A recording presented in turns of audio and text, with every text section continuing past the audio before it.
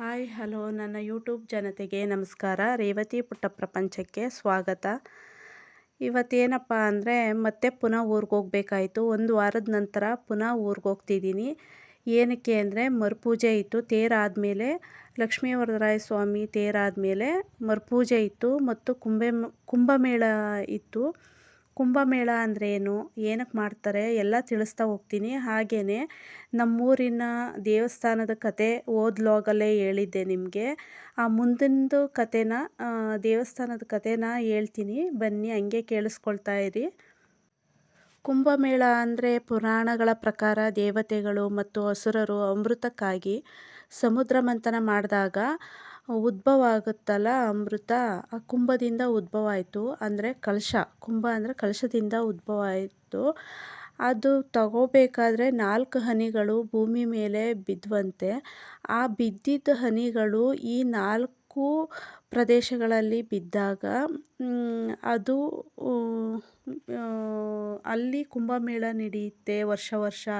ಅದಕ್ಕೋಸ್ಕರ ಆ ಪ್ರದೇಶಗಳಲ್ಲಿ ಕುಂಭಮೇಳ ಆಗುತ್ತೆ ಅಂತ ಹೇಳ್ತಾರೆ. ಅದು ಯಾವುದಪ್ಪ ಅಂದರೆ ಪ್ರಯಾಗ್ರಾಜು ಉತ್ತರ ಪ್ರದೇಶದಲ್ಲಿರೋದು. ಗಂಗಾ, ಯಮುನಾ ಮತ್ತು ಸರಸ್ವತಿ ನದಿಗಳ ಸಂಗಮ. ಮತ್ತು ಹರಿದ್ವಾರ ಉತ್ತರಾಖಂಡದಲ್ಲಿರೋದು. ಗಂಗಾ ನದಿ ತೀರದಲ್ಲಿ ಮಾಡ್ತಾರೆ. ಮತ್ತು ನಾಸಿಕ್ ಮಹಾರಾಷ್ಟ್ರದಲ್ಲಿರೋದು ಗೋದಾವರಿ ನದಿ ತೀರದಲ್ಲಿ ಮಾಡ್ತಾರೆ. ಮತ್ತು ಮಧ್ಯಪ್ರದೇಶದಲ್ಲಿರೋ ಉಜ್ಜಯಿನಿ, ಶಿಪ್ರಾ ನದಿ ತೀರದಲ್ಲಿ ಮಾಡ್ತಾರೆ ಅಂತ ಹೇಳ್ತಾರೆ. ಇದು ಪೂರ್ಣ ಕುಂಭಮೇಳ 12 ವರ್ಷಕ್ಕೆ.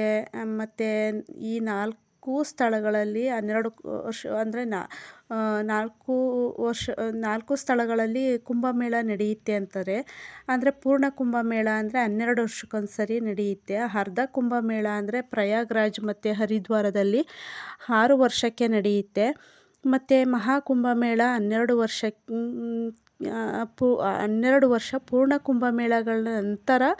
ಅಂದರೆ 12 ವರ್ಷ ಪೂರ್ಣ ಕುಂಭಮೇಳಗಳು ನಡೆದು ಆಮೇಲೆ ಬರೋಂಥ ದಿನಗಳಲ್ಲಿ ಅಂದರೆ 144 ವರ್ಷಗಳಿಗೊಮ್ಮೆ ಪ್ರಯಾಗ್ರಾಜ್ನಲ್ಲಿ ನಡೆಯುತ್ತೆ ಅಂತ ಹೇಳ್ತಾರೆ. ಇತ್ತೀಚೆಗಷ್ಟೇ ನಡೀತು. ತುಂಬ ಜನ ಸೇರಿದರು, ತುಂಬ ಚೆನ್ನಾಗಿ ಮಾಡಿದರು. ನೀವೆಲ್ಲ ನ್ಯೂಸಲ್ಲಿ ನೋಡಿರ್ತೀರ ಇದ್ರ ಬಗ್ಗೆ.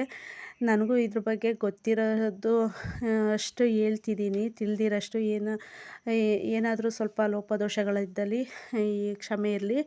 ಇದು ಹಿಂದೂ ಧರ್ಮದ ಅತ್ಯಂತ ಪವಿತ್ರ ಮತ್ತು ವಿಶ್ವದ ಅತಿ ದೊಡ್ಡ ಧಾರ್ಮಿಕ ಸಮ್ಮೇಳನದಲ್ಲಿ ಒಂದಾಗಿದೆ ಅಂತಲೇ ಹೇಳ್ಬೋದು.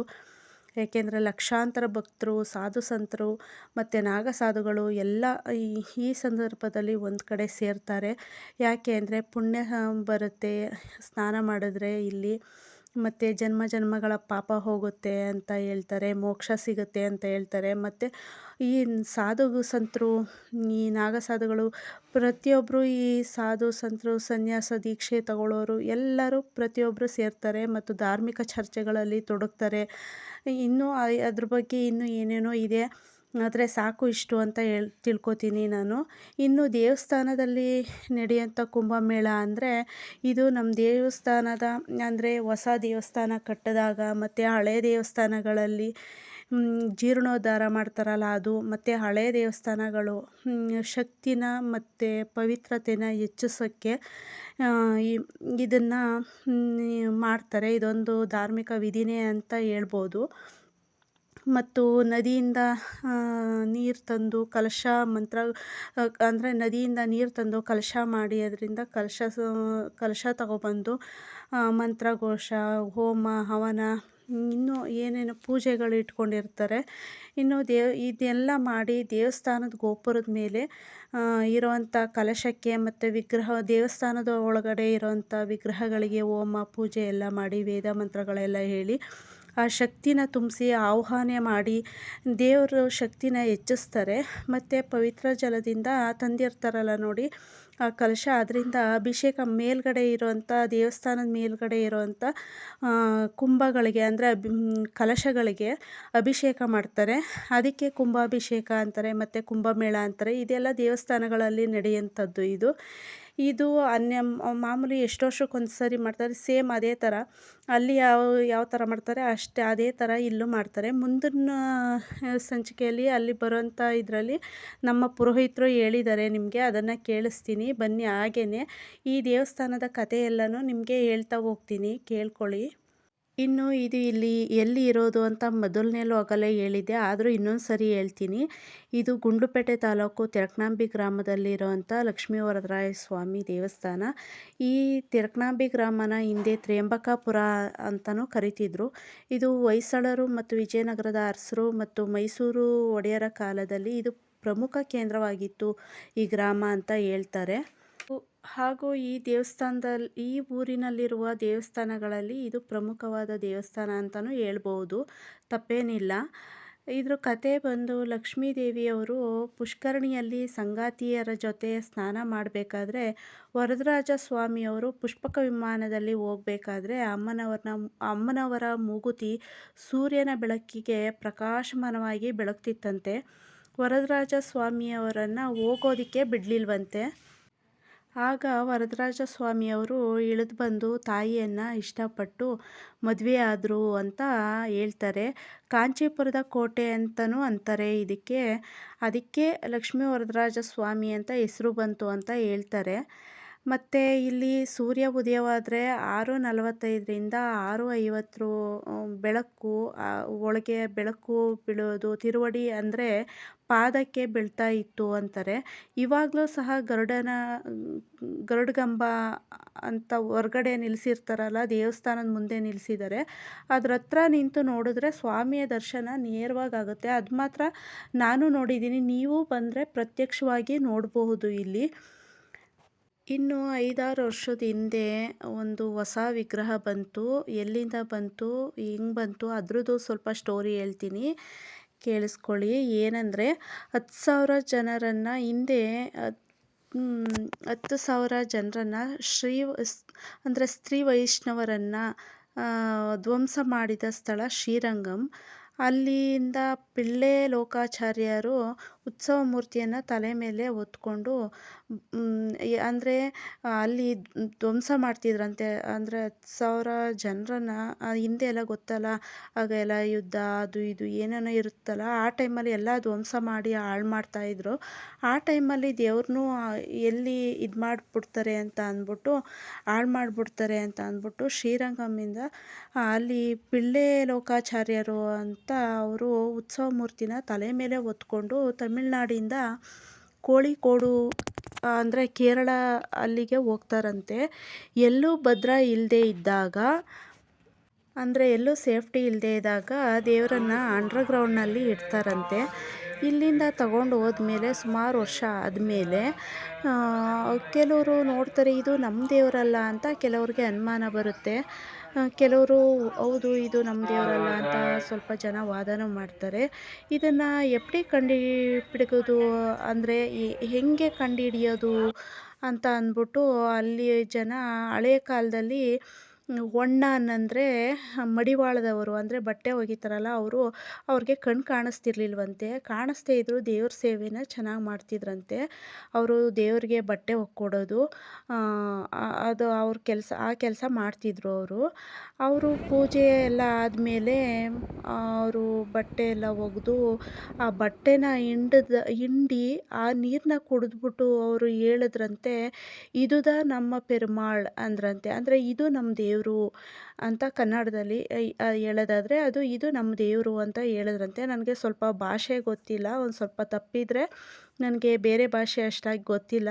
ಅವ್ರು ಹೇಳಿದ್ದು ಕತೆ ನಿಮಗೆ ಅದೇ ಥರ ಹೇಳ್ತಾ ಇದ್ದೀನಿ, ನಿಮಗೂ ಸ್ವಲ್ಪ ಕನೆಕ್ಟ್ ಆಗಲಿ ಅಂತ. ಇವಾಗಲೂ ಸಹ ತಮಿಳ್ನಾಡಿಗೆ ಹೋದರೆ ಶ್ರೀರಂಗಂ ಹೋದರೆ ಅಲ್ಲಿ ನಮ್ಮ ಪೆರುಮಾಳ್ ಅಂತ ಹೆಸರು ಅಂಥ ದೇವರುಗಳಿಗೆ ಜಾಗ ಕೊಟ್ಟಿದ್ದು ನಮ್ಮ ಲಕ್ಷ್ಮೀ ವರದರಾಜ ಸ್ವಾಮಿಗಳು. ನೀವು ಬಂದರೆ ದೇವಸ್ಥಾನದಲ್ಲಿ ಅದನ್ನ ಕೇಳ್ಬೋದು.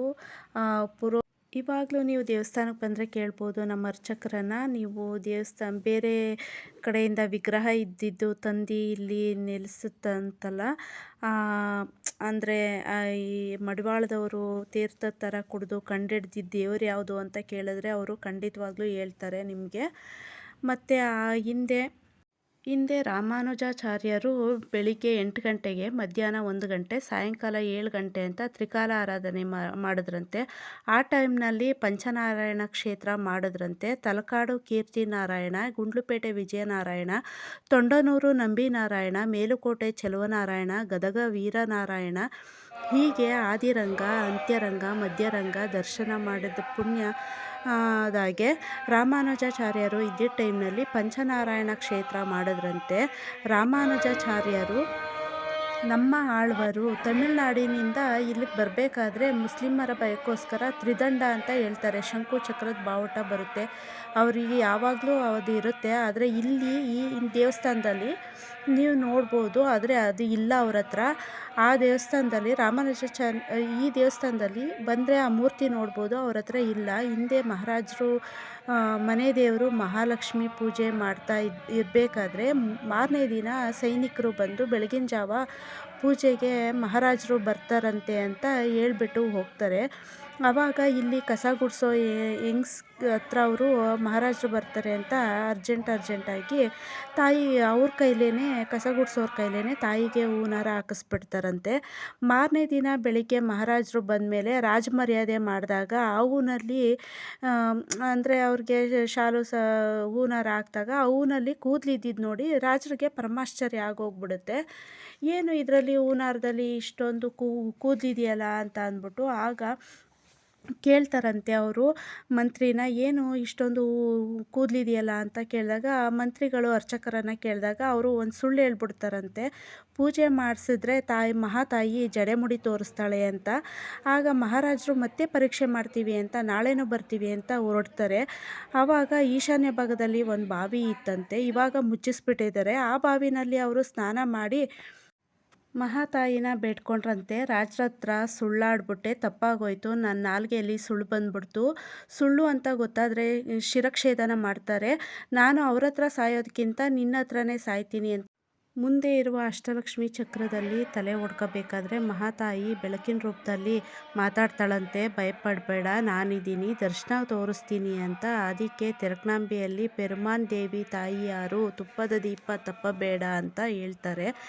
ಅಂದರೆ ಆ ತಾಯಿ ದರ್ಶನ ತೋರಿಸ್ತಾಳಂತೆ ಮಹಾರಾಜರಿಗೆ. ಇಲ್ಲಿನ ವಿಶೇಷ ಏನಂದರೆ ಅಮ್ಮನವರು ಪದ್ಮಾಸನ ಹಾಕಿ ಕುಳಿತಿದ್ದಾರೆ, ಅದೇ ವಿಶೇಷ ಇಲ್ಲಿಂದು. ಆದ್ದರಿಂದ ಲಕ್ಷ್ಮೀ ತಾಯಿ ದೇವಿಗೆ ಇಲ್ಲಿ ಅಂತಲ್ಲ ಎಲ್ಲ ಕಡೆನೂ ತುಪ್ಪದ ದೀಪ ಹಚ್ಚುತ್ತಾರೆ. ಇದು ಈ ಕ್ಷೇತ್ರದ ಲಕ್ಷ್ಮೀ ವರದರಾಯ ಸ್ವಾಮಿ ದೇವಸ್ಥಾನದ ಕಥೆ ಆಗಿತ್ತು. ನನಗೆ ತಿಳಿದಷ್ಟು ಮಟ್ಟಿಗೆ ಹೇಳಿದ್ದೀನಿ. ಇನ್ನು ಬಂದಿರುವ ಅರ್ಚಕರಿಗೆಲ್ಲ ಧನ್ಯವಾದ ಹೇಳಿದ್ರು.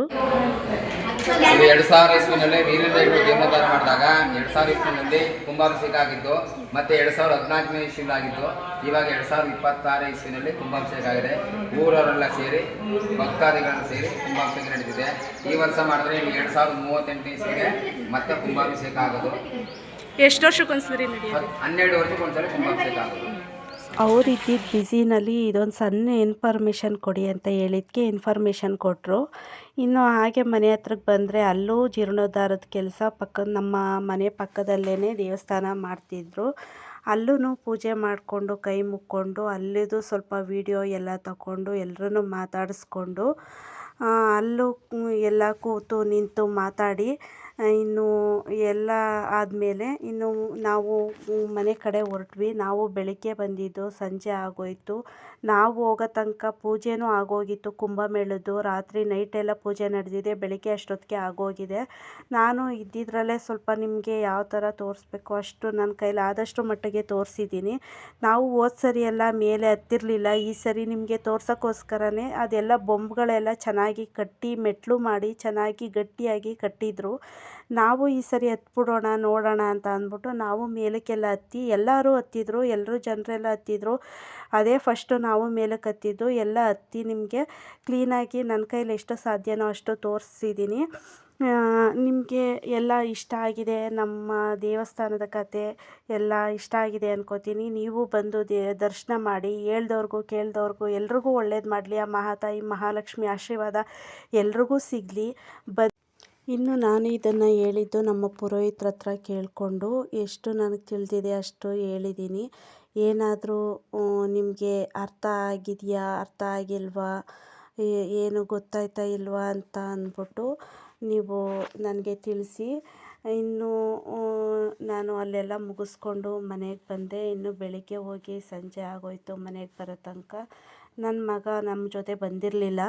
ಅವನು ಬೈಕಲ್ಲಿ 3 ಜನ ಕೂರೋಕ್ಕಾಗಲ್ಲ, ನೀವೇ ಹೋಗಿದ್ದು ಬನ್ನಿ, ನಾನು ಅವತ್ತು ಬಂದಿದ್ನಲ್ಲ ಅಂತ ಹೇಳಿದ್ದ. ಅದಕ್ಕೆ ಅವನಿಗೆ ಮನೇಲಿ ಅಡುಗೆ ಮಾಡಿ ಇಟ್ಬಿಟ್ಟು ಹೋಗಿದ್ದೆ. ಬಂದು ಅವನು ಮಾತಾಡಿಸ್ದೆ, ಏನಪ್ಪ ಹೆಂಗಿತ್ತು ದಿನ ಎಲ್ಲ ಚೆನ್ನಾಗಿತ್ತಾ ಅಂತ ಅಂದ್ಬಿಟ್ಟು. ಇನ್ನು ನಿಮಗೆ ನನ್ನ ವಿಡಿಯೋ ಎಲ್ಲ ಇಷ್ಟ ಆಗಿದೆ ಅಂತ ತಿಳ್ಕೊತೀನಿ. ನೀವು ಹೆಚ್ಚೆಚ್ಚಿಗೆ ಲೈಕ್ ಮಾಡಿ ಮತ್ತು ಶೇರ್ ಮಾಡಿ, ಸಬ್ಸ್ಕ್ರೈಬ್ ಮಾಡಿ ಪ್ಲೀಸ್. ಎಲ್ಲ ನೋಡ್ತಿದ್ದೀರಾ, ಯಾರೂ ಸಬ್ಸ್ಕ್ರೈಬ್ ಮಾಡ್ತಿಲ್ಲ. ನಿಮಗೆ ಈ ಕತೆ ಇಷ್ಟ ಆಗಿದ್ದರೆ, ಕನೆಕ್ಟ್ ಆಗಿದ್ದರೆ, ಇದು ನಿಜವಾದ ಸ್ಟೋರಿ, ಇದು ಸತ್ಯವಾಗಿರೋದು. ನಿಮಗೆ ಕನೆಕ್ಟ್ ಆಗಿದ್ದರೆ ಎಲ್ಲ ಲೈಕ್ ಮಾಡಿ, ಶೇರ್ ಮಾಡಿ, ಕಮೆಂಟ್ ಮಾಡಿ ಮತ್ತು ಸಬ್ಸ್ಕ್ರೈಬ್ ಮಾಡೋದನ್ನ ಮಾತ್ರ ಮರಿಬೇಡಿ. ರೇವತಿ ಪುಟ್ಟ ಪ್ರಪಂಚಕ್ಕೆ ಎಲ್ಲರೂ ಸಬ್ಸ್ಕ್ರೈಬ್ ಮಾಡಿ ಆದಷ್ಟು ಬೇಗ. ನಿಮ್ಮ ಸಬ್ಸ್ಕ್ರೈಬ್ಗೋಸ್ಕರ ನಾನು ಕಾಯ್ತಾ ಇದ್ದೀನಿ. ಮತ್ತೆ ಸಿಗ್ತೀನಿ. ಬಾಯ್.